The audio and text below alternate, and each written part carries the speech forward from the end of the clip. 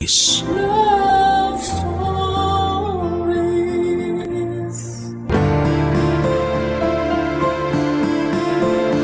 Madalas tayong bumibili ng kung ano-ano para i-treat ang ating sarili. Kung minsan ay parang rewarding na rin sa atin kapag nakakabili tayo ng mga bagay na gusto natin. Ikaw kabarangay, ano ang madalas mong binibili bilang reward para sa sarili mo? Dear Papa Dudut, magandang araw po sa inyo. Ako po si Zane at avid listener po ako ng Barangay LS sa YouTube man at sa Facebook. Nalaman ko po yung tungkol sa email address ng Barangay LS sa Facebook. Kaya po naisipan kong ipadala sa inyo ang kwento ng buhay ko kasama ang aking pinakamamahal na mama na si Mama Lydia. Ipagdarasal ko po na sana'y mapili po ninyo ang sulat kong ito. Sinabi ko na rin po kay Mama na magpapadala ako ng sulat sa inyo at natuwa si Mama noong sinabi ko yon. Matagal na po kasi naming pinapangarap na sana'y marinig namin yung kwento ng buhay namin sa radyo. Kaya't sobrang tuwa po namin noong nalaman namin ang tungkol sa email address ng Barangay LS. Si Mama nga po pala ay isang housewife. Pero noong pumanaw po si Papa ay talagang nakita ko kung gaano siya nahirapan. Si Papa po kasi lang ang nagtatrabaho noon para sa amin. At nang mawala siya, doon namin naranasan ang hirap ng buhay. Tandang-tanda ko pa po na may mga pagkakataon na late na ako sa nakakapag-exam sa school kasi hindi pa nababayaran ni Mama ang tuition fee ko. At may mga pagkakataon din na itlog na lang ang kinakain namin dahil kinakapos na kami sa budget. Nang mga panahon na yon, nangungutang na lamang si Mama sa mga kakilala niya para lamang makaraos kami. Pero sa kabila ng lahat ng yon ay nagbago ang aming buhay nang matanggap si Mama bilang isang government employee. Hindi man kami yumaman pero at least ay hindi na kami nahihirapan katulad ng dati. Minsan po ay nararamdaman ko talaga na hindi na nabibili ni Mama ang mga bagay na gusto niyang bilhin. Kasi lahat ng pera niya ay napupunta lamang sa mga gastusin namin sa bahay. Kaya po ipinangako ko sa sarili ko na kapag nakapagtapos ako ng kolehiyo, magtatrabaho ako ng maigi para maibigay ko kay Mama ang lahat ng mga bagay na matagal na niyang pinapangarap. Ang pinakamalaking pangarap ko po talaga para kay Mama ay ang madala ko siya sa mga lugar na matagal na niyang gustong bisitahin. Bilang pasasalamat na rin sa lahat ng sakripisyo at pagmamahal na ibinibigay niya sa akin. Papadudot ang totoo po niyan, tuwing umuuwi si Mama galing sa trabaho ay hindi ko po maiwasang maging malungkot. Kasi nakikita ko sa mga mata niya ang hirap ng pinagdadaanan niya sa pang-araw-araw.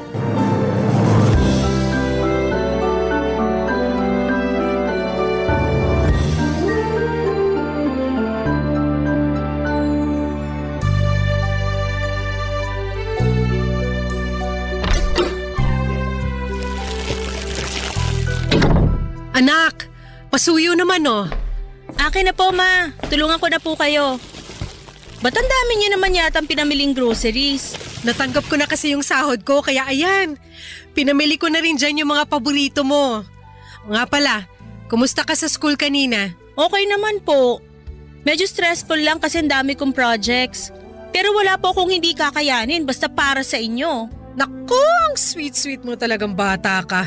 Alam mo, ikaw ang dahilan kung bakit patuloy akong lumalaban sa buhay. Ang totoo po niyan, naaawa na po ako sa inyo kasi alam kong matagal nyo nang gustong mag-resign sa trabaho. Pero huwag po kayong mag-alala. Ilang taon na lang po at makakapagtapos na rin ako sa college. At kapag nangyari yun, ako na po bubuhay sa inyo. Promise mo yan ha? Syempre naman!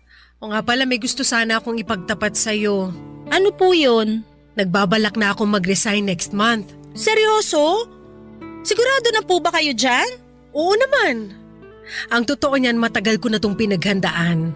At sapat na rin yung naipon kong pera sa bangko. So ano pong balak niyong gawin? Magnenegosyo tayo. Anong klaseng negosyo naman? Alam mo kasi, noon pa man, pangarap ko na talaga magkaroon ng sariling kainan.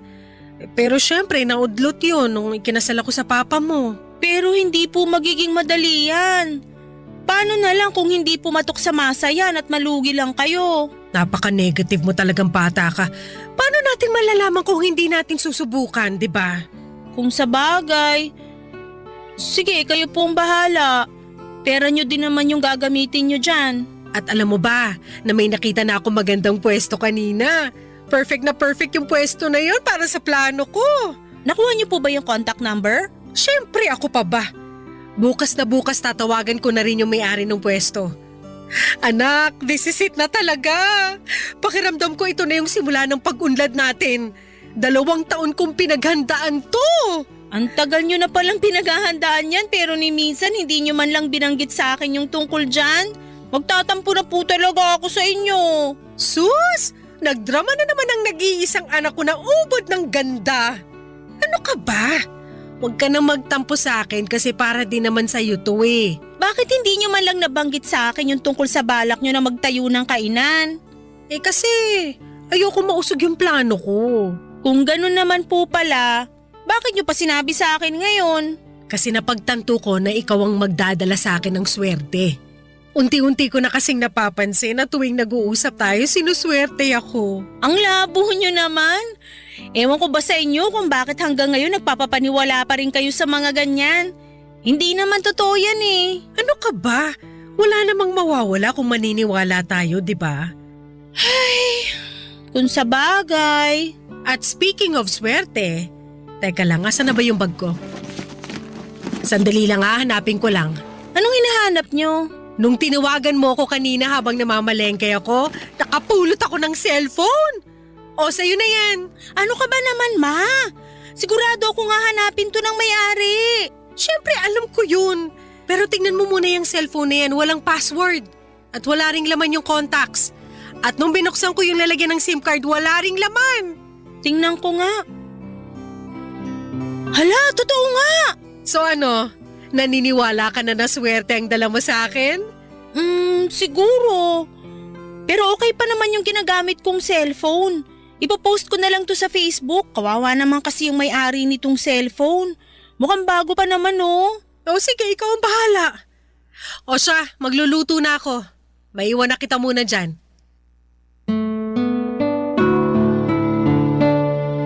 Habang nagluluto si Mama ng gabing yon ay naisipan ko pong i-post sa Facebook yung cellphone na nahanap niya. Marami pong nag-attempt na i-claim yung cellphone pero hinanapan ko talaga ng resibo yung mga gustong kumuha. Kasi yun lang po ang paraan para mapatunayan na sila nga ang tunay na nagmamay-ari ng cellphone. Pero wala pong nakapagpakita sa akin ng resibo. Kaya hanggang ngayon ay nasa drawer ko pa rin yung cellphone. Anyway, Papa Dudut, sobrang mapamahiin po talaga si Mama. Naniniwala po talaga siya na tuwing tinatawagan ko siya ay sinuswerte siya.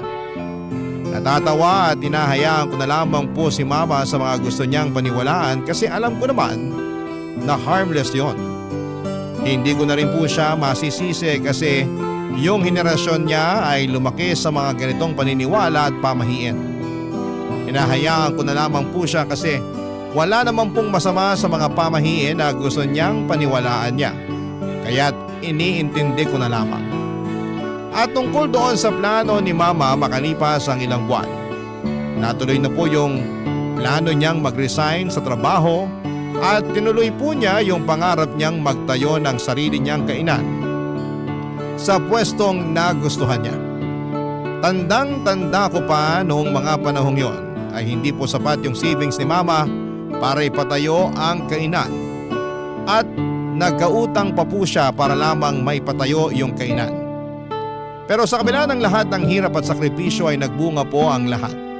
Ang kainan po ni Mama ay nag-boom at mukhang hindi po nagkamali si Mama sa desisyon niyang iwanan ang trabaho niya bilang government employee para sa pagnenegosyo. Napakasaya po namin kasi talagang napatunayan ni Mama na kaya niyang magtagumpay sa sarili niyang diskarte at sipag. At kung akala nyo po na nabawasan na yung stress ni Mama simula nung nagnegosyo siya ay nagkamali po kayo. Mas lalo pong dumoble yung stress niya kasi may mga tao na siyang tinututukan at habang tumatagal ay dumadami din yung mga customers namin. Yung kainan po namin ay 15 minutes lang ang layo sa bahay namin kaya kapag wala akong pasok ay tumutulong ako doon. Kadalasan po ay tumutulong ako sa mga tauhan ni Mama na nagsiserve ng pagkain, naglilinis ng mga mesa, nagwawalis at kung ano-ano pa. Aaminin ko na nakakapagod yung negosyo na yon pero masasabi ko rin po na worth it ang lahat ng pinagdaanan ni Mama para lamang maipatayo ang kainan namin, Papa Dudut.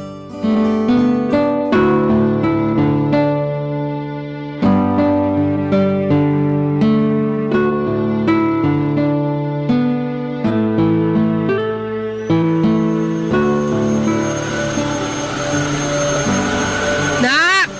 Ma, may sinasabi po kayo? Patayin mo nga muna yung vacuum. Ay, sandali lang. Patayin ko lang to. Pasensya na po, medyo maingay kasi tong vacuum eh. Ano ka ba naman? Ba't ka pa kasi nagba-vacuum dyan? Ipaubaya mo na yan sa mga tauhan natin. Hayaan nyo na po ako. Ito na nga lang yung matutulong ko sa inyo eh. Tapos pipigilan nyo pa ako. Ay naku, napakaswerte ko talaga sa'yo. Nako, ako po tong maswerte sa inyo kasi nagkaroon ako ng mama na sobrang sipag at madiskarte. Grabe, hindi ko akalain na darating yung araw na magkakaroon tayo ng sarili nating negosyo. At take note, nabayaran ko na rin lahat ng inutangan ko para lang maipatayo tong kainan natin. Salamat sa Diyos. Sana magtuloy-tuloy na talaga to. Ay naku, sigurado yan. Ikaw lang ang lucky charm ko eh. Ay, ayan na yung delivery ko. Nagdilang anghel ako. Ito ang isa pang swerteng dumarating. Sandali lang naka, diyan ka lang. Ano ba kasi yan? 700, 800, o ayan. Thank you! Ano ba yung in-order mo, ma? Umorder ako ng pampaswerte online para dito sa kainan at para na rin sa bahay natin. Patingin nga. Magkano ba to? 800? Ano ba yan? Ang mahal naman nito. Mura na nga yan eh. Alam kong malaki na po yung kinikita nyo ngayon dito sa kainan. Pero magdahan-dahan naman po kayo sa paggastos. Uy, alam mo ba na galing pa to ng China? Sa tingin mo, bakit sinuswerte yung mga Chinese pagdating sa negosyo? Nang dahil dito. Ang dami kong nabasa online na effective daw to. O ito, iuwi mo yan sa bahay at isabit mo yung mga yan sa sala natin, ha? Para mas lalo tayong swertehin. Tingnan nyo nga to. Mukhang mumurahin. Mukhang na-scam po kayo eh. Ano ka ba? Hindi scam yan. At gaya nga ng sabi ko sa'yo noon, wala namang mawawala kung susubukan natin, di ba? May nawala po sa inyo. Nawala po yung 800 pesos na pinambayad nyo sa walang kwentang pampaswerte na to. Ang bilis nyo naman magpaloko. Nga pala, hindi naman po kayo nag-online shopping dati ah. Sigurado ako na may nagturo sa inyo kung paano mag-online shopping. Oo, tinuruan ako ng isang tauhan natin dito sa kainan. At isa pa, ayusin mo yung tono ng pananalita mo sa akin, ha? Hindi ko na nagugustuhan yung tabas ng dila mo. Pasensya na po kayo. Yung sa akin lang naman, sana wag niyo naman sayangin yung pera niyo sa mga walang kwentang bagay. Kaya dumadami yung mga manloloko kasi dumadami na rin yung mga nagpapaloko tulad niyo. Kung makapagsalita ka, akala mo ang laki-laki ng ambag mo sa pagpapatayo ko nitong kainan. Hoy Zane, ipapaalala ko lang sa'yo na tinaguyod kita ng mag-isa. Tapos ngayon pagsasalitaan mo pa ako ng ganyan? Ma, sana wag niyo naman masamain yung mga sinasabi ko sa inyo. Opo, alam ko yung mga sakripisyo at hirap na pinagdaanan nyo simula nung namatay si Papa. At hindi ko po nakakalimutan yon. Pero yung sa akin lang naman, malulugi po ang negosyo natin kung patuloy kayo na mag-order ng kung ano-ano online. Ilang taon ako nagpakapagod sa trabaho. Ni halos wala na nga ako nabili para sa sarili ko kasi yung perang kinikita ko ay napupunta lang sa lahat ng mga gastusin natin. Tapos ngayon na may nabili na ako para sa sarili ko, pagagalitan mo ko? Sorry po. Hindi po yun ang intensyon ko. Pero yun yung nararamdaman ko eh. Pakiramdam ko pinagmamalupitan mo ko. Baka pagtanda ko tuluyan mo nang makalimutan na nanay mo ko. At basta-basta mo na lang akong dadalhin sa home for the aged. Ma, I'm sorry na nasaktan ko po kayo. Huwag kayong mag-isip ng ganyan. Hindi po mangyayari yun. Yung sa akin lang naman, ayoko mawala sa inyo yung negosyong pinaghirapan nyo. Hindi mo kasi ako naiintindihan. Bata pa lang ako, laki na ako sa hirap. At ngayon lang ako nagkakaroon ng pagkakataon na bilhin yung mga gusto kong bilhin. At ayoko po na maranasan nyo pa uli yung hirap na yon. Kaya ako nga kayo pinagsasabihan eh. Pasensya na po talaga at napagtaasan ko kayo ng boses. Aaminin ko po na nagkamali ako doon. Ewan ko sa'yo. Huwag na po kayong magtampo. Patawarin nyo na ako, please. Masisisi mo ba ako? Talaga naman nakakatampo yung pasagot-sagot mo sa akin kanina eh. Sorry na po talaga. Oo na. Ha? Oo na, pinapatawad na kita. Sabi ko na nga ba, hindi nyo ako matitis eh. I love you, Ma. I love you too.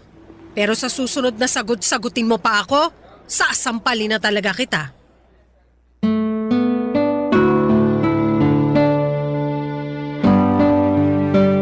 Buti na lang po talaga at nagkabati kami kagad ni Mama noong araw na yon. Pero Papa Dudut, siguro naman ay naiintindihan ninyo kung saan ako nang gagaling, hindi ba? Oo, siguro yung maliit lang na halaga yung 800 pesos para gawing malaking issue. Pero ang ayoko lang talagang mangyari ay yung mag-aksaya si Mama ng pera para sa mga nakikita niya online. Ang mahirap kasi sa ibang mga matatanda ngayon, lalo na sa mga hindi masyadong techie, ay mabilis silang nagpapaniwala sa mga nakikita sa online. Kaya minsan ay nagiging target na sila ng mga scammers. Kaya kung may mga seniors man na nakikinig dyan, ang advice ko lamang po ay kung may gusto kayong bilhin online, mag-research muna kayo ng mabuti bago ninyo bilhin ito. At mas maganda po kung may mga anak o kaibigan kayong makakatulong sa inyo para alamin kung legit o fake nga ba ang isang produkto. Lumipas sa mga araw at mas lalo kong napapansin na dumadami yung mga ino-order ni Mama online. Mabuti sana kung may kwenta yung mga binibili niya, pero sa totoo lang, wala talagang kakwenta-kwenta yung mga pinamimili ni Mama. Naku Papa Dudut, matatawa kayo sa mga binibili ni Mama. As far as I remember, bumili siya ng pang-crack ng itlog, tapos bumili rin siya ng machine na nag-slice ng mga saging, at bumili pa ng napakaraming toilet paper na nag-glow in the dark. Aabutin tayo ng magdamag kung iisa-isahin ko po yung mga walang kwentang bagay na binibili ni Mama. Maniwala po kayo, ginawa ko na talaga ang lahat para pigilan si Mama sa pag-online shopping niya.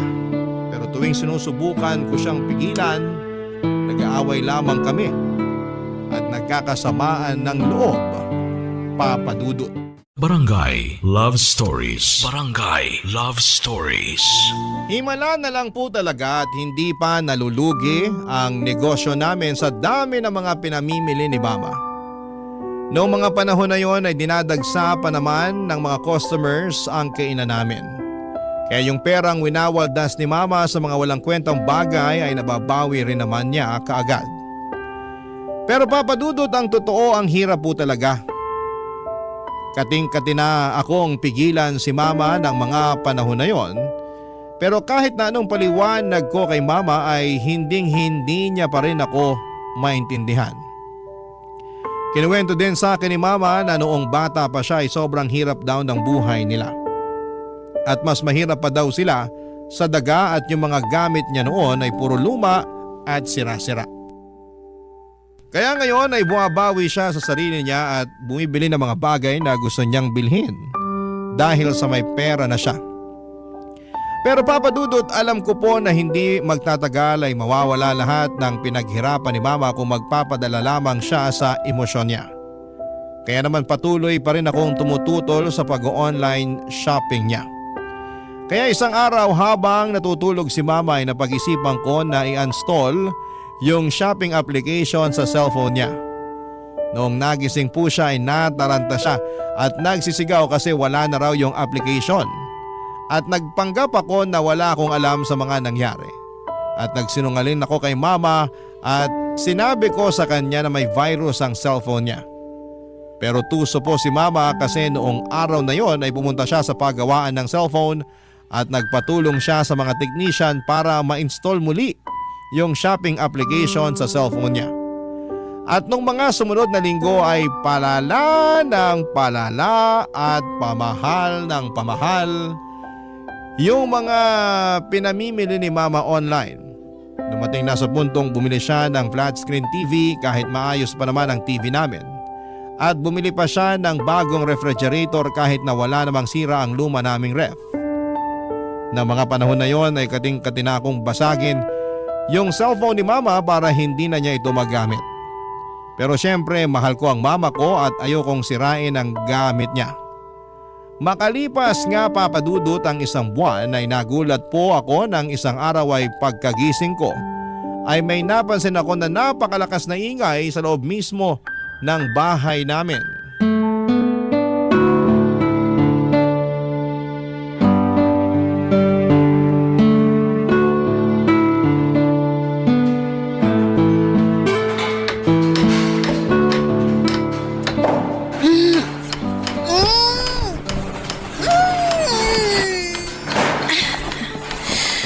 Ano ba naman yan? Ang ingay! Istorbo talaga oh. Matutulog pa yung tao eh. Oh, ma! Ba't andito ka? Di ba dapat nasa kainan kayo? Ay, yung kainan pinaubaya ko na muna sa isang staff natin. Pero huwag kang mag-alala, mapagkakatiwalaan naman yun eh. Sigurado ka ba, ma? Sa akin mo na lang kaya ibilin yung kainan. Ano ka ba? Alam kong abala ka sa pag-aaral mo at ayoko ma-distract ka. Kaya dito ka lang sa bahay. Sige, sabi niyo eh. Nga pala ma, ba't ang ingay dito? Teka lang, sino yung mga lalaking yon? Ba't ang dami nila? Ay oo nga pala, sila yung kinuha ko para doon sa kwartong ipapagawa ko. Kwarto? Dalawa na nga lang tayo dito sa bahay tapos magpapagawa pa kayo ng isa pang kwarto? Ano yan, kwarto para sa mga bisita? Hindi! Kwarto yan para sa mga parcel ko. Teka nga! Ano? Uminahon ka nga. Sabihin niyo sa akin na nagbibiro lang kayo, ma. Mukha ba akong nagbibiro? Mamimili ako ng mga bagong gamit online at doon ko ilalagay ang mga ipapamili ko sa bago nating kwarto. Pero gumagana pa naman yung mga gamit natin ah. Wala po kayong dahilan para mamili pa ng mga bagong gamit. Oo, pero malay mo. Baka sira na yung mga yan next week o next year, di ba? Kaya mas mainam na yung may nakahanda tayong reserba. At para hindi nakakalat dito sa bahay yung mga o-ordering ko, nagpagawa na ako ng kwarto. Pinalagpas ko na po yung binili yung bagong TV at ref nung nakaraan. Pero sumusobra na po kayo. Hindi na normal tong ginagawa nyo. Zane, wala ako sa mood para makipag-away sa'yo. Please, wag ngayon. Kakagising ko lang, ma. Sa tingin nyo ba nasa mood ako para makipag-away sa inyo? I'm sorry pero hindi ko na matitiis to. Puntahan niyo ho yung mga lalaking yun at sabihin niyo sa kanila na hindi niyo na itutuloy yung pagpapagawa ng bagong kwarto. Ano? Naiibang ka na ba? Kinontrata ko na ang mga yan. Kung hindi niyo kaya, pues ako na mismo magsasabi sa kanila na tigilan na tong kalokohang to. Sige, gawin mo at palalayasin kita rito. Alam kong hindi niyo magagawa sa akin yan. Huwag mo akong susubukan. Pinapangako ko sa iyo na maghahalo ang balat sa tinalupan pag kumontra ka pa sa mga gusto ko mangyari. At isa pa, ano ba yung kinagagalit mo? Ha? Hindi naman kita pinababayaan At nababayaran ko rin lahat ng mga kailangang bayaran dito sa bahay. Hindi niyo na nakikita, ma. Itong pag-hoard niyo ng mga gamit, ito ang sisira sa atin. Palibasa hindi mo ako naiintindihan. Kasi hindi mo naman naranasan yung hirap na dinanas ko nung bata pa lang ako. Utang na loob! Hanggang kailan niyo balak gawing rason yan, ha? Rinding-rindi na po ako sa dahilan niyo na yan. Gusto ko po kayong intindihin pero sa puntong to, ang hirap-hirap niyo na unawain. Kung nahihirapan ka na sa akin, eh di lumayas ka! Hindi ko kailangan ng anak na minamandohan ng bawat galaw ko. Intindihin niyo rin naman ako. Minamanduhan ko po kayo kasi nag-aalala ako sa inyo at mahal na mahal ko po kayo. Kung ganun lang din naman, pues, wag mo na lang ako mahalin. Kasi nanliliit ako sa sarili ko. Pinamumukha mo sa akin na bobo ako tuwing pinaparamdam mo sa akin yung pagmamahal na sinasabi mo. Ma! Nakikiusap ako sa inyo. Tigilan nyo na to, please. Pagod na ako sa buhay na to, Zane. Yung pag-o-order na nga lang yung nagpapaligaya sa akin, tapos ahadlangan mo pa? So kailan kayo titigil? Kapag nalugi na yung negosyo natin? Ano bang pinuputok ng butsi mo? Maayos ko naman na napapatakbo yung negosyo natin Alam nyo po, sa totoo lang, gustong-gusto ko nang questionin kung paano kayo nakapagpatayo ng negosyo in the first place Kasi sobrang irresponsable nyo po pagdating sa financial decisions. Ano? Nakakasawa ba yung pakiramdam ng nakakaluwag-luwag na kayo sa buhay kaya bili kayo ng bili ng mga gamit? Hindi nyo naman kailangan yung mga pinagbibili nyo. Buti sana kung may kwenta yung mga ino-order nyo Gumagastos lang kayo sa wala. Napakabastos mong bata ka! Wala kang karapatang para pagsalitaan ako ng ganyan! Hindi ko na po alam kung anong gagawin ko sa inyo. Sa totoo lang po, nahihirapan na ako sa inyo. Pwes, mas nahihirapan ako sa'yo! Alam mo kung pwede lang sana mamili ng anak, maniwala ka sa akin, hindi kita pipiliin! Sa mga sinasabi niyo sa akin ngayon, ba't parang mas mahal niyo pa yung mga in-order niyo online kesa sa akin? At talagang pinagawa niyo pa ng bagong kwarto? Sana naging parcel na lang pala ako! At least yung mga parcel na yon nagpapasaya sa akin! Hindi tulad mo na wala ng ibang ginawa kung hindi ang painitin ng ulo ko! Papasok na po ako sa kwarto ko! Mamaya niyo na lang po ako kausapin kapag nasa katinuan na po kayo! Ang kapal ng mukha mo! Sana hindi na lang kita ipinanganak! Napakawalang niya mo!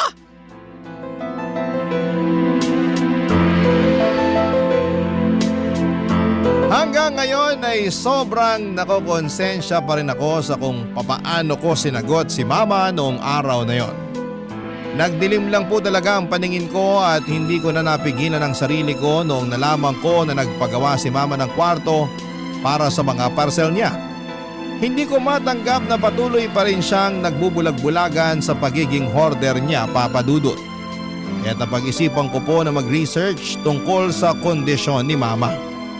Nang tinignan ko sa internet ay napag-alaman ko na ang tawag pala sa kalagayan ni Mama ay hoarding disorder at isa itong mental health condition. At alam ko rin po na kapag sinabi ko kay Mama na kailangan niya nang magpatingin sa isang professional ay hinding-hindi siya papayag. Kaya hindi na ako nag-abala na sabihin kay Mama na may mental illness siya. Gulong-gulo din po ako noon dahil nagsisimula ng humina ang kita namin sa kainan. Sa totoo lang ay normal naman sa negosyo magkaroon ng mga panahong matumal ang benta at hindi sana yon magiging malaking problema pero naging malaking problema siya. Dahil umabot na sa puntong nangungutang na si Mama ng pera para lamang makapag-online shopping. Doon ko po talaga napagtanto kung hindi ako kikilos at kung hindi ko tutulungan si Mama na tigilan ang bisyo niya sa pag-o-order ng mga gamit online ay pareho kaming pupulutin sa kangkungan. Kaya hindi na po ako nagdalawang isip na gumawa na ng paraan para maagapan ang sitwasyon bago pa ito lumala. Isang araw ay pumasok po ako sa kwartong pinagawa ni Mama at pagbukas ko ng pinto ay nakita ko ang mga parcel na nakatambak. Ang mas nakakapanlumo pa dyan, Papa Dudut, ay madami pang parcel na hindi nabubuksan ni Mama. Sobrang bigat po ng pakiramdam ko ng araw na yon. Pero alam ko na kailangan ko itong gawin hindi lang para sa negosyo namin, kundi para na rin sa kapakanan ni Mama, Papa Dudut.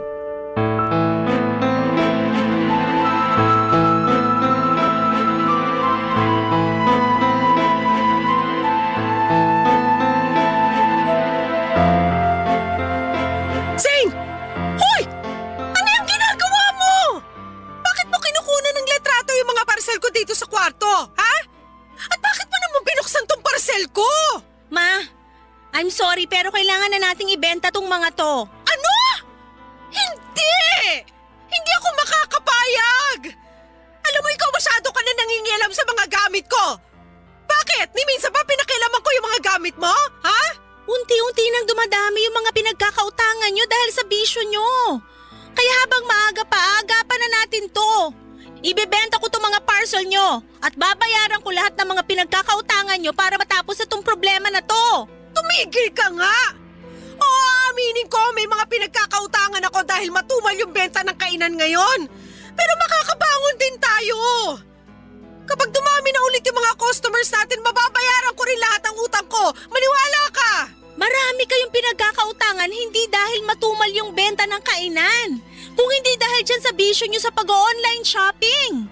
Paano kung matatagalan pa bago makabangon yung kainan, ha? Ano, aantayin nyo pa ba na tamaan kayo ng kidlat bago nyo maisipang magdasal? Hindi na! Ako na mismo ang puputol sa bisyo nyo. Ipopost ko na to at ibebenta natin lahat ng mga gamit dito sa ayaw at sa gusto nyo. Hindi ko hahayaang basta-basta na lang na ibebenta ang mga gamit ko. Wala kang karapatang magdesisyon para sa akin. Naman! Ito na yung pagkakataon para mabayaran mo na lahat ng mga utang mo. At isa pa, masisira lang po itong mga in-order nyo kasi hindi nyo naman ginagamit eh. Yung iba nga dito ay hindi nyo pa nabubuksan. Hindi mo ko naiintindihan, Zane. Hindi mo lubos na naiintindihan kung bakit ginagawa ko lahat ng to. Ano na naman yung idadahilan nyo? Yung lumaki kayo na mas mahirap pa sa daga kaya bumibili ng kung ano-ano para makabawi kayo sa sarili nyo? Huwag na! Ilang beses ko na pong narinig yan. Nung namatay yung papa mo, ang laki ng puwang na iniwan niya sa buhay natin. Ni hindi nga ako nagkaroon ng pagkakataon man lang para pagluksaan yung pagkamatay niya. Kasi kinailangan kitang alagaan. Kinailangan ko mag-isip ng paraan kung paano kita bubuhayin na mag-isa. At nang dahil doon, hindi na ako nagkaroon ng pagkakataon para isipin ko man lang yung sarili ko. Tapos ngayon ay pagkakait mo sa akin, yung pagkakataon na unahin ko naman ang sarili ko. Hindi ko akalain na darating yung araw na ipagdadamot ng sarili kong anak. Yung pagkakataon na maging masaya ako. Ma, sobrang unfair nyo naman po. Alam nyo naman kung gaano ko kayo kamahal, di ba? Oo, pero nak, pakiusap, wag mo nang ibenta to mga gamit ko.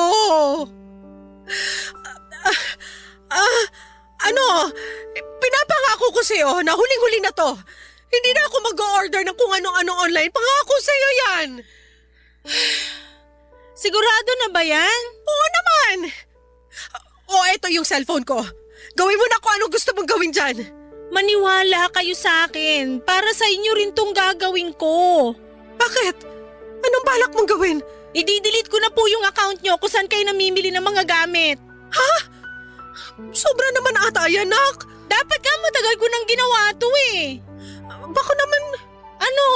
Baka naman pwede mo akong pagbigyan. Huli na talaga to. Naman! Please. Isang order na lang talaga. Sige na naman, payagan mo na ako. I'm sorry po, pero hindi pwede. O ayan, na-delete ko na rin yung account nyo sa wakas. Eto na po yung cellphone nyo. Nakakapanghinayang naman. Tingnan nyo nga itong mga gamit nyo sa kwarto na to. Kung may dapat man kayong panghinayangan, yun eh yung pera na nasayang sa kaka-online shopping nyo. Oo na, sige na. O ba't kanya ka makatitig sa akin? Ma, wag na wag po kayong magkakamali na gumawa ng bagong account.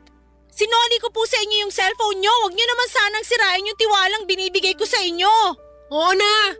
Pangako hindi na ako gagawa ng account. At parang awa nyo na.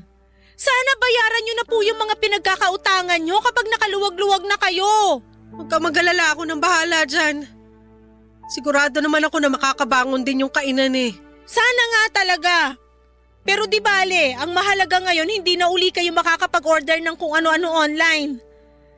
Nga po pala, siguro mas makakabuti kung gawin na lang nating guest room tong kwarto na to. Sayang naman po kung gagawin nyo lang tong bodega, di ba? Pero gusto kong nakikita yung mga pinamili ko sa kwarto na to. Ma, sana wag niyo masamain tong sasabihin ko sa inyo, ha? Ay, ayaw ko na sanang sabihin to eh. Pero mukhang wala na akong choice. Bakit? Ano ba yun? Yung pag-hoard nyo kasi ng gamit. Sa tingin ko hindi na normal yon. At pakiramdam ko makakatulong kung pupunta tayo sa doktor. Hoy Zane! Namimili ako ng mga kung ano-ano pero hindi ako baliw! Kalimutan nyo na lang po yung sinabi ko. Baka kung saan pa mapunta tong usapan na to. Tulad ng inaasahan ko ay nagalit si mama noong sinabi ko sa kanya na isang mental illness ang pag-hoarding ng gamit. Pero makalipas ang ilang araw ay napansin ko na palagi nang nakatutok si mama sa negosyo namin. Pero tuwing nasa bahay siya ay napapansin ko rin na parang hindi siya mapakali, Papa Dudut. Minsan ay nakikita ko sa mga mata at kilos niya na miss na niya yung pag-online shopping. Naiintindihan ko naman si mama at medyo nakukonsensya din po ako na dinilit ko yung account niya sa shopping app. Kasi alam ko kung gaano siya kasaya kapag nakakapamili siya ng mga gamit niya. Pero alam ko rin naman na ginawa ko yon para sa ikabubuti niya. At para naman hindi na ma-bored si mama sa bahay ay hinikayat ko na lamang siyang lumabas-labas kasamang mga kaibigan niya. At ipaubayan na lamang muna sa isang mapagkakatiwalaan na tauhan namin yung kainan at mukhang nakatulong yung advice na yon. Kasi simula nang nakapag-bonding na si mama kasama ang mga friends niya ay unti-unti ko nang nakikita na nawawala yung lungkot sa mukha niya. Hindi na rin naman buwabata si mama, Papa Dudut, at sa tingin ko ay deserve naman niya yung makapag-enjoy at magkaroon ng oras para sa sarili niya. Kasi sino ba namang anak ang gustong makita ang mama niya na nakatunganga sa bahay at nai-stress palagi sa pagpapatakbo ng negosyo? Masakit para sa akin yon kasi ayokong nakikita si mama na malungkot o parang napapaligiran ng mga problema. Kaya't nag-decide akong hikayatin siyang lumabas, magpahinga at magsaya. Kasi bilang isang anak ay gusto ko naman na makita siya na masaya at puno ng buhay. At ng mga panahon na yon, Papa Dudut, mga kabarangay, ay masasabi kong tuluyan ng iniwan ni mama ang mundo ng online shopping. Barangay Love Stories. Barangay Love Stories. Habang tumatagal ay mas lalong lumaki ang social circle ni mama at marami na rin siyang nakikilalang ibang tao at masaya ako para sa kanya. Kasi nakikita ko sa Facebook na nagsisimula na siyang mag-ballroom dancing at palagi silang nagkakasiyahan ng mga kaibigan niya. Sabi nga ni mama sa akin ay hindi siya masyadong lumalabas o gumagala noong buhay pa si Papa. Kaya natuwa ako na kahit papaano ay nagagawa na niyang makapag-enjoy at mag-explore ng mga bagay na hindi niya nagagawa noon. Pero Papa Dudut, hindi ko akalain na hindi pa pala tuluyang nakawala si mama sa mundo ng online shopping. Isang araw pagkatapos ko ng klase, dumiretso ko sa kainan namin at doon ko napansin na may mga nakatambak na mga parcel sa loob ng stock room. At doon ko rin nalaman na inuutusan pala ni mama yung isa naming tauhan para mag-order ng kung ano-ano online para sa kanya. Galit na galit ako noon, pakiramdam ko ay parang trinaydor ako ni mama. Kaya't sobrang nanlumo ako. Hindi pa nga kami ganap na nakakabangon mula sa mga utang at ngayon ay nag-o-order na naman siya. Sinabihan ko yung tauhan namin na huwag papayagan si mama na mag-online shopping. At sinunod naman niya ako. Pero tulad ng inaasahan ko ay nag-away na naman kami ni mama noong pinagbawalan ko yung tauhan namin na tulungan siya sa pag-online shopping. Pero hindi ko po akalain na mas malaki pa pala ang problema na haharapin ko. Isang gabi ay napansin ko na may kaibigan si mama na dumalaw sa bahay namin. At dinig ko na sinabi niya kay mama na kung mag-i-invest daw si mama sa negosyo niya ay malaki daw ang kikitain na pera ni mama. Alam mo naman ako, Papa Dudut, sobrang protective ako pagdating kay mama. Kaya talagang nagalit ako ng gabing yon. Parang may kutob kasi ako na scammer ang kaibigan ni mama at niloloko lamang siya, Papa Dudut. Kaya noon nag-CR si mama ay nakipagtalo ako doon sa kaibigan niya at pinalayas ko siya sa bahay namin. At doon na nga nalaman ni mama yung ginawa kong pagpapalaya sa kaibigan niya, Papa Dudut.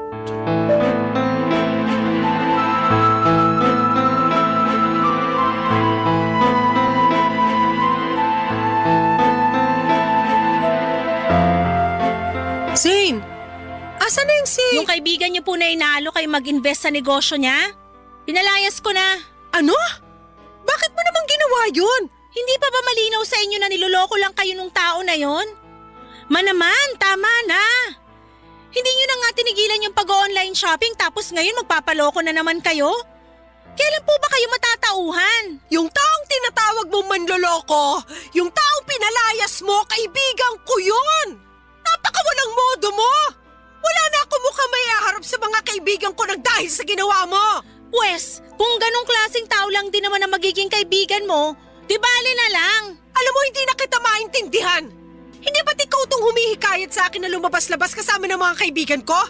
Pinayagan na nga kitang i-delete yung account ko sa shopping app, di ba? Ipapaalala ko lang po sa inyo na never kayong tumigil sa pag-online shopping. Kung hindi ko pa nakita yung mga nakatambak na parcel sa stockroom ng kainan natin, hindi ko pa malalaman na inuutusan nyo lang pala yung isa sa mga tauhan natin na mag-order para sa inyo. Benta ng kainan yung ginamit ko para pambili sa mga parcel na yon. Hindi ako naniniwala sa inyo. Sigurado ako na nangutang na naman kayo para lang matustusan yung bisyo nyo. Tumigil ka na nga! Gaya ng sabi ko sa iyo noon, makakabangon din ng kainan at mababayaran ko rin ng buo yung mga pinagkakautangan ko, naiintindihan mo? Yun na nga yun eh. Hindi pa nakakabangon yung kainan pero dinagdagan nyo na naman yung mga utang nyo. Huwag ka mag-alala kasi wala na akong mga utangan. Anong ibig nyo sabihin? Yung kaibigan ko na pinalayas mo, isa siya sa mga palagi nagpapautang sa akin. Kaya naman palang lakas ng loob ng mokong na yun na alukin kayo mag-invest sa negosyo niya. Makinig ka muna sa akin, ha? Nagkakamali ka kasi pag nag-invest ako sa kanya, sigurado ako na yayaman na tayo.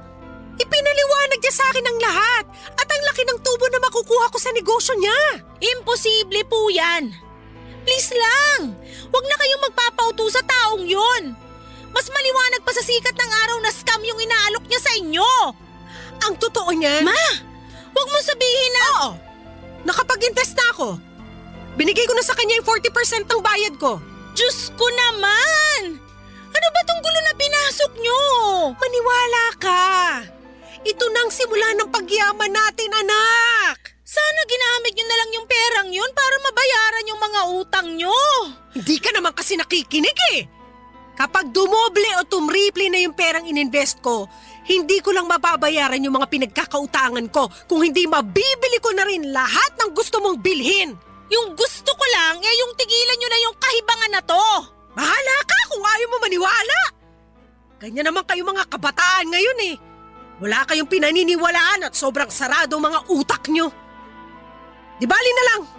Natawagan ko na lang yung kaibigan ko na pinaalis mo. Hoy, humingi ka ng tawad pagbalik niya ha? Sige ma, subukan mong pabalikin yung dito at lalayasan ko na talaga kayo. Ha? Talaga ba? Bakit? Kaya mo na ba ang sarili mo? Mas pipiliin ko pang matulog sa lansangan kaysa makita kayo na unti-unting nasisira dahil sa mga pinaggagawa nyo. Gusto mong lumayas? O di kunin mo yung mga gamit mo at umalis ka rito.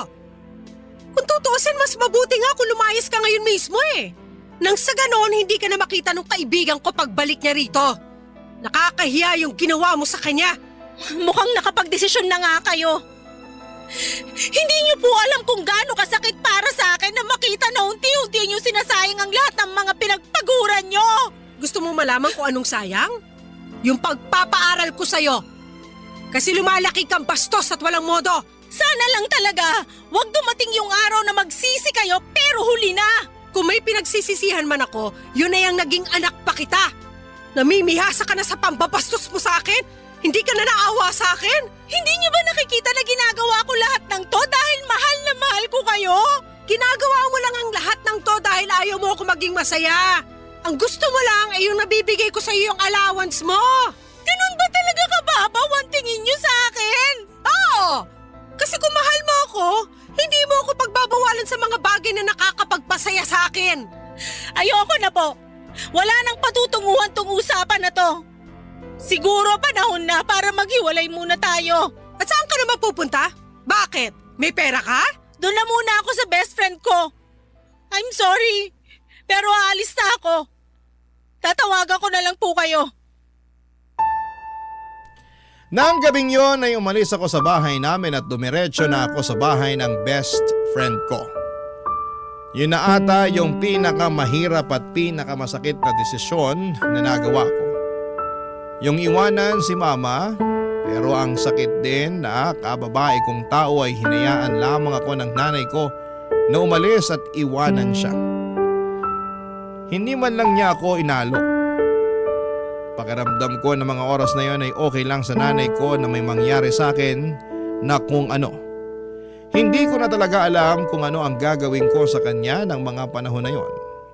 At naisip ko na baka kung magpapakalayo-layo ako ay matatauhan si mama at baka tigilan na niya ang mga hindi tamang ginagawa niya. Lalo na ang paggastos ng pera sa mga walang kwentang bagay. Buti na lamang papadudot at taos puso akong tinanggap ng best friend ko sa bahay nila.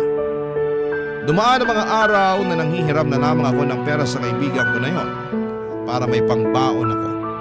Mabuti na lamang at hindi pa due yung tuition ko noon kasi kung hindi baka hindi ko napanindigan yung desisyon kong layasan si mama. At kahit wala na ako sa bahay namin ay patuloy pa rin akong nagte-text at tumatawag kay mama. Pero hindi siya sumasagot at palagi niyang pinapatay ang tawag ko. Okay lang sa akin yon kasi at least alam ko na ligtas si mama at wala akong dapat na ipag-alala. Kasi napapatay niya pa yung mga tawag ko. Pero syempre kahit na gano'n ay hindi ko pa rin maiwasang mag-alala. Minsan ay gusto ko nang umuwi pero pinipigilan ko ang sarili ko. Sabi ko sa sarili ko ay hindi ako uuwi hanggat hindi nagbabago si mama. At tuwing wala akong pasok ay dumadaan na lamang ako sa kainan namin at doon ako nagtatanong sa mga tauhan namin tungkol kay mama. Ang sabi nila ay okay naman daw si mama at wala naman daw akong dapat na ipag-alala. Pero isang araw ay tinawagan ako ni mama at pinapauwi na niya ako. Kaya nagpasalamat ako sa best friend ko na pinatuloy niya ako sa bahay nila. At nung umuwi na ako sa bahay namin ay doon ko nalaman ang tunay na kalagayan ni mama, Papa Dudut.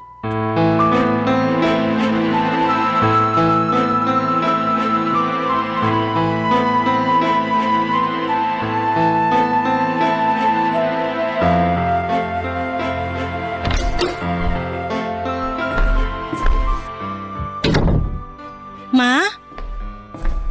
Zane, anak! Anong nangyari? Ba't kayo umiiyak? Yung perang ininvest ko, wala na! Ang laking halaga nun! Yan na nga ba sinasabi ko eh. Patingin ako ng cellphone nyo. Eto! Pambihira! Wala na! Binlock na kayo nung mokong na yon. Pati yung iba pa mga kaibigan namin, hinikayat niya rin na mag-invest sa kanya, tinakbuhan niya rin. Ano nang gagawin natin? Huwag niyo na muna pong isipin yon. Baka mas lalo kayong ma-stress. Anak, sorry sa lahat ng mga nagawa at nasabi ko sa'yo. Sisig-sisi ako na hindi ako nakinig sa'yo. Akala ko kasi pinaghihigpitan mo ko eh, kaya ayaw mo ko maging masaya. Ma naman, ikaw na nga lang ang meron ako eh. Sa tingin niyo talaga magagawa ko yon? Kung ganun, bakit mo ko nilayasan? Nagawa ko lang naman yun kasi nawawasak na yung puso ko tuwing nakikita ko kayo na winawaldas yung mga pinaghirapan nyo sa mga walang kwentang bagay. At ngayong naiintindihan ko na kung bakit mo ko pinagsasabihan noon.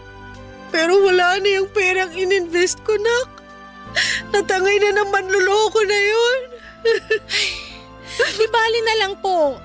Yung perang nawala sa inyo, pwede natin kitain uli yun. Pero pag kayo namatay sa stress, yun ang hindi ko kakayanin, ma. Mahal na mahal ko po kayo. Mahal na mahal din kita. Mapapatawad mo pa ba ako sa lahat ng mga nasabi at nagawa ko sa'yo? Ang totoo niyan, dapat ako nga itong humihingi ng tawad sa inyo eh. Oo, alam kong mali yung ginagawa niyong pagsasayang ng pera. Pero dapat hindi ko kayo binastos. Dapat kinausap ko na lang kayo ng maayos. Sising-sisi din po ako sa kung paano ko kayo sinagot-sagot noon. Paano mo naman ako kakausapin ng maayos? Hindi nga kita pinapakinggan noon, di ba? Basta ma, lagi niyong tatandaan na kakampi niyo po ako, okay? Makakaasa ka na simula sa araw na to. Magtitiwala na ako sa'yo. Mabuti naman po kung ganun. Narinig ko nga din pala sa mga tauhan natin na pumunta ka raw sa kainan para itanong sa kanila yung tungkol sa lagay ko. Anak, thank you talaga ha. Ngayon alam ko na mahal mo ako. Hindi naman po kasi nawala yung pagmamahal ko sa inyo eh. At wag na rin po kayong manghinayang dun sa pera na nawala sa inyo kasi sigurado ako na makakaahon din yung kainan natin. Ay nako, panigurado yan kasi hindi ko nasasayangin ang pera natin sa mga walang kwentang bagay. Pangako po yan? Oo, pangako. Paano kung binobola nyo lang pala ako? O eto, kunin mo tong cellphone ko, itapon mo na rin yan. Ayan na naman kayo eh. Nako, sigurado ako na ipapadaan nyo na naman sa mga tauhan natin yung pag-order nyo online. Ay nako, hindi na. Alam mo hanggang ngayon, sinisingil pa rin ako ng mga pinagkakautangan ko. At narealize ko rin na ayoko na ng ganong klaseng buhay. Di bali nang hindi tayo mayaman, basta wala tayong utang. Alam nyo ma, proud na proud ako sa inyo. Ay, nga pala, Ano po yon? pumapayag na ako na dalhin mo ko sa psychiatrist. Seryoso po kayo? Oo naman. Ma, may lagnat po ba kayo? Pinaprank nyo lang yata ako eh. Loko-loko ka talagang bata ka. Aaminin ko na hanggang ngayon gustong-gusto ko pa rin mag-online shopping. At alam ko na hindi mawawala tong kagustuhan ko mag-online shopping kung hindi ako hihingi ng tulong. Nananaginip ba ako? Oh, ayan. Ay ma, makakurot naman. Buo na ang desisyon ko na magpatingin sa psychiatrist. Basta sasamahan mo ko ha. Oo naman po, walang problema yan. Alam mo ba, nung nawala ka, narealize ko rin na ang lungkot pala ng buhay ko. Hindi ko kakayanin kung wala ka. Kaya wag mo na akong iiwan, ha? I'm sorry po kung nagawa ko yun. Promise ko po sa inyo na hindi na mauulit yon. I love you, anak. I love you too, ma. Payakap naman ako.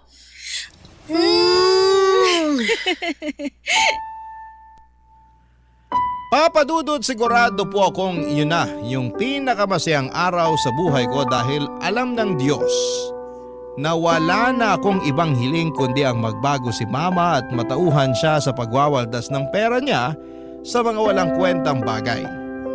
Aaminin ko rin po na may halong panghihinayang ako doon sa perang na-scam kay Mama. Pero hinayaan na lang namin yon kasi ayaw ko nang ma-stress si Mama at karma na lamang ang bahala doon sa manloloko niyang kaibigan. Iniisip ko na lamang na at least ay natauhan na si Mama pagkatapos niyang ma-scam. At ngayon po ay okay na kami ni Mama at unti-unti nang nakakabangon ang kainan namin. Mas nagiging maingat na si Mama sa paggastos at sa tulong ng psychiatrist, mas naintindihan na ni Mama kung bakit siya nag-hoard ng mga gamit at natutunan na niya kung paano iwasan at kontrolin ang nararamdaman niya. Lalo na yung hilig niya sa pag-online shopping. At dahil na rin sa tulong ng psychiatrist ay tuluyan ang iniwanan ni Mama ang mundo ng online shopping. At abala na si Mama ngayon sa pagbayad doon sa mga pinagkakautangan niya. Proud na proud po talaga ako sa character development ni Mama. At pinangako ko rin sa sarili ko na kapag nakapagtapos na ako ng pag-aaral, magpo-focus ako sa kainan namin at sisikapin ko na mapalago ito ng maayos. Nga po pala Papa Dudut, lilinawin ko lang. Hindi ko po sinasabi na masama yung pag-online shopping ha, pero gaya nga noong narinig kong quote, too much of everything is bad. Kaya para sa mga kabarangay ko na nakakaranas ng pinagdaanan ni Mama, ang advice ko lamang po, kung napapansin ninyo na parang nag-hoard na kayo ng gamit, seryosohin nyo po ito. Hindi po ito simpleng hobby lang ha, kundi isang seryosong kondisyon na pwedeng makaapekto sa mental health and financial situation ninyo. At palagi po nating tatandaan na hindi sa dami ng gamit na susukat ang kaligayahan ha, kundi sa peace of mind at mga tamang desisyon sa buhay. Papa Dudut, maraming salamat po at sana po'y mabasa at mapili po ninyo ang kwento ng buhay ko. God bless and more power sa Barangay LS. Ang inyong kapuso at kabarangay forever, Zane. Anong say mo sa Barangay Love Stories na ito? Pagkwentuhan natin sa comment section yan.